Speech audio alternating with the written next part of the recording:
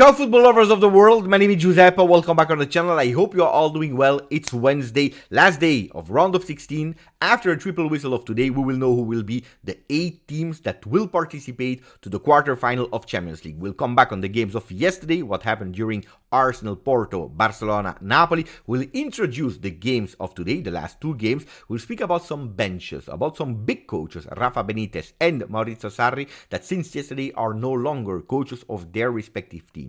This and much more. Maximum of like, don't forget to support the channel, subscribe and comment. I want to read you. I want to know your opinion about the diverse topics that we will go through in today's video.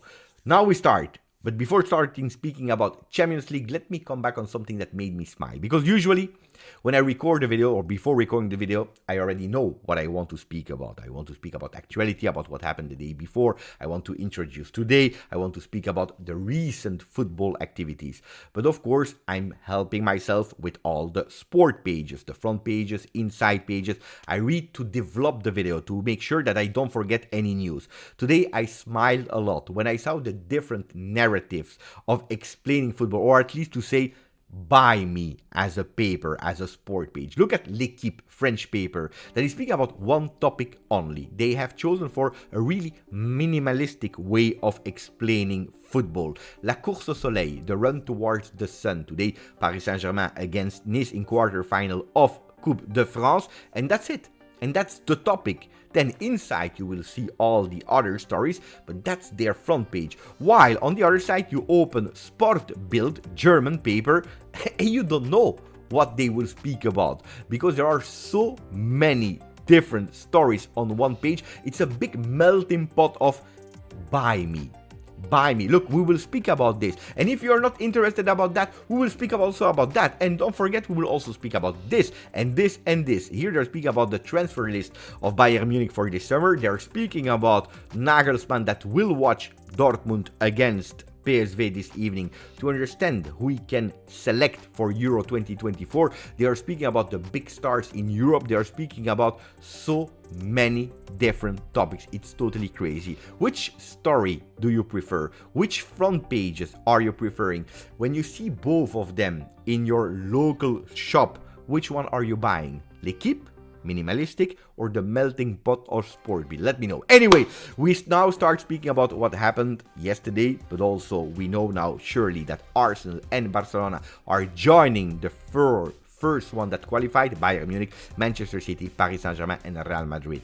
We don't know the other two. We will speak about that in a second. But if you are looking already at the 6 that qualified for the quarterfinal, it's totally crazy. Some people were saying, but this year I don't like that much Champions League, it's falling off, it's not entertaining, it's not fun, it is not exciting. Well, look at these 6 teams. I think that it's difficult to do better. It's really difficult to do better. And they will be joined or by Atletico Madrid or Inter, a really difficult game, especially in the stadium of Atletico Madrid. It's true, Inter has the lead with a 1-0 advantage, but nothing is written yet. Whatever team, Atletico or Inter, that go through, well, it will be beautiful. And then you have that underdog between Dortmund and PSV. Also there, everything has to be written this evening. What happened yesterday? Well, Arsenal, Porto. When you see who is the MVP, and the MVP is your goalkeeper, well, in a way that means that your team didn't do that well. In a way that no players from the field was really exceptional. You know that you didn't win 4-0, for example. And in a way, even if you're celebrating because your goalkeeper is MVP, which means usually that you won or that you didn't lose, well, you're not that satisfied because you wanted more. But there is one exception: if you go to penalty shootouts and your goalkeeper is the MVP and he deserves to be there in all the front pages.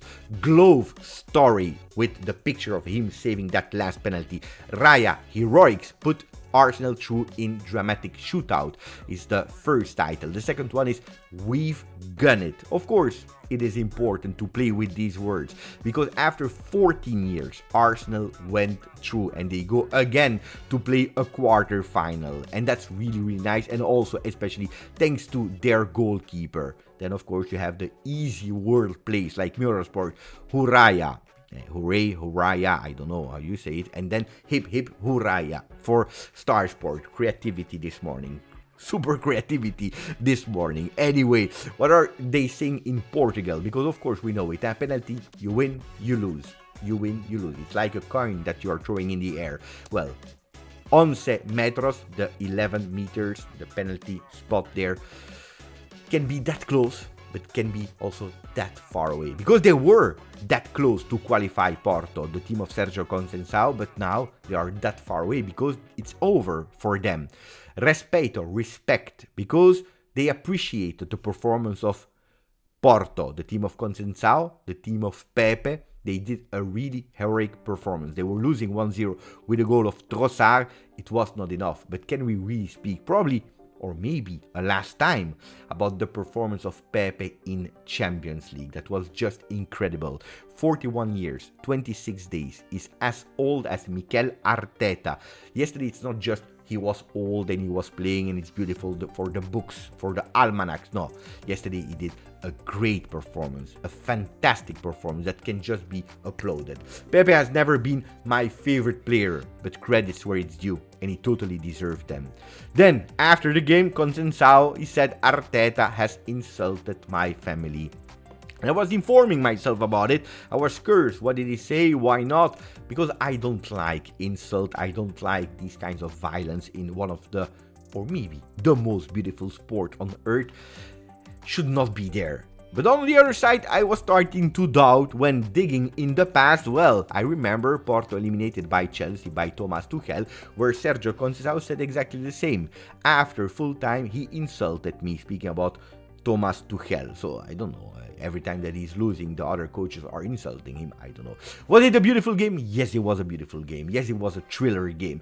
Porto, they did well. Probably that 1-0, 1-0 is correct. 1-0 at home, 1-0 away. It's probably correct. And then the shootouts, I told you, it's a kind Arsenal. They go through. They deserve Porto. If they would have gone through, would probably have deserved it as well. Anyway, there is one that is extremely happy. He's probably the referee of yesterday that saw his son not only scoring, but going through the next stage. We're speaking about Trossard and the referee. Anyway, speaking about the other game, if we spoke about the old Pepe, we already did that 2 weeks ago when we were speaking about Champions League, well, there is nothing else that we can start with than Lamine Yamal and Pau Cubarsi. 16 years, 243 days for one, 17 years and 50 days for the other ones. We are used more and more and more to see these youngsters playing in big competition. But were we used to see two under 17 starting a knockout stage of Champions League? No, because it never happened in Champions League. It's the very first time that this happened in Champions League, having two starters that were that young. Just incredible. And not only incredible because they are young. Did you watch the performances of these two guys? Did you watch the performances of Lamine Yamal that was just going crazy there on his side of the field, on the right side? He was on fire yesterday. Performance after yesterday, 90 minutes. Epic football of Yamal. Epic football. But you know who caught my attention even more? I'm not the only one, because at the end he won the MVP. Well, it's his buddy there, the one that is 17 already. Pau Cubarsi, first game in Champions League for him. Very first game against Napoli, a game of in or out. It's not that they had the benefit of a 3 goals advantage for... No, it was a game of in or out. It was a 1-1. They couldn't concede because they needed to win, preferably with a clean sheet. The guy yesterday, he impressed me so much. Man-on-man, way of playing, vision, being relaxed, but also his passes. These long passes with an accuracy that is crazy. The only player that I remember in defense that had these kind of passes at his peak was a Leonardo Bonucci. But yesterday the guy was doing it with an easiness at 17 years old that was just epic and crazy. 3-1 was the result. I didn't even say it, with goals of Fermin and then with Joao Cancelo in 17 minutes. It was boom, boom, crazy. They did actually the same that they did when they were at the Maradona Stadium. Immediately, 15-20 minutes of high pressure. They were not able to score in the first leg. They scored 2 goals that were seeing them, in a way, securing that qualification. But this was without thinking that Rahmani and Napoli would not give up. Because Napoli, they fought until the end to qualify. Unfortunately for them, they didn't. But yes, the papers are there. Speaking about Barcelona, yesterday was enormous. They were big. They were giants. They were really huge. Not only them, but especially that kid, that center defender that was fantastic, epic. Bravissimo! Congratulations to Barcelona is the title of Mundo Deportivo. And then let's go back a bit in detail because it's important to speak about Pau Cubarsi. Yesterday, 100% of the duels won. 5 clearances, 3 tackles, 9 long balls. When I told you that he did a lot of long balls, 80 passes succeeded. And then we'll tell you, yeah, but it's a defender. No.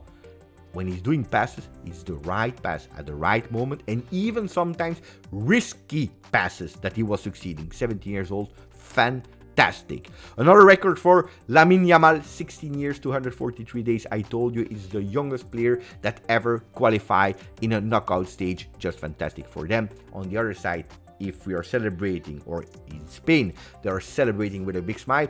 In Italy, they are not that happy. They are crying a bit, of course, because Napoli has been eliminated. And then the big title of Corriere dello Sport is Ci va la Juve. It is Juve that will go there. What are they speaking about? Where Juventus didn't participate to Champions League 23-24. They are referring to the World Cup for clubs in 2025. FIFA Club World Cup that will be organized, not Napoli, but Juventus. We now know 10 of the 12 European teams. Chelsea, Real Madrid, Manchester City. We are waiting for the 4th team that will be decided about the winner of this edition. Bayern Munich will go, Paris Saint-Germain will go, Inter will go, Porto, Benfica, Dortmund, and now Juventus. And there is still one Spanish team that needs to be defined, one between Barcelona or Atletico Madrid. And that's why also Atletico Madrid today, they also want to try to win against Inter.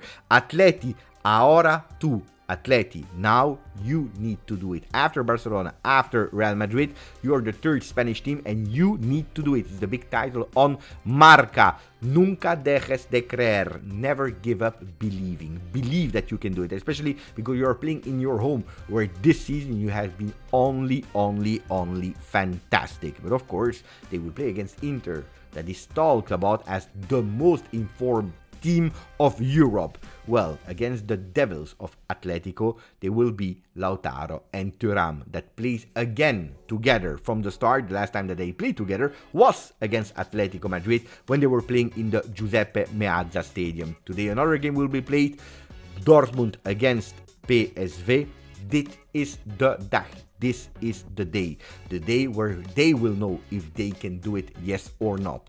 Well, big responsibility there, being the underdog between the 7 big teams that are qualifying. In Spain, I told you, it's over for Rafa Benitez. He has been sacked by Celta Vigo. Will he be able to find another team? I'm sure he will. These kind of people, they never give up with football. On the other side, Maurizio Sarri, it's a different story. He has not been sacked. He resigned yesterday from Lazio. I told you yesterday that Maurizio Sarri, I didn't see him continuing next year because there were too many problems between him and Lotito, president of Lazio. Well, he gave up. It is over for Maurizio Sarri. He said, it's over. I give up immediately. This is vice coach that will continue until the end of the season. And then they are looking at some different options. Paladino from Monza is an option.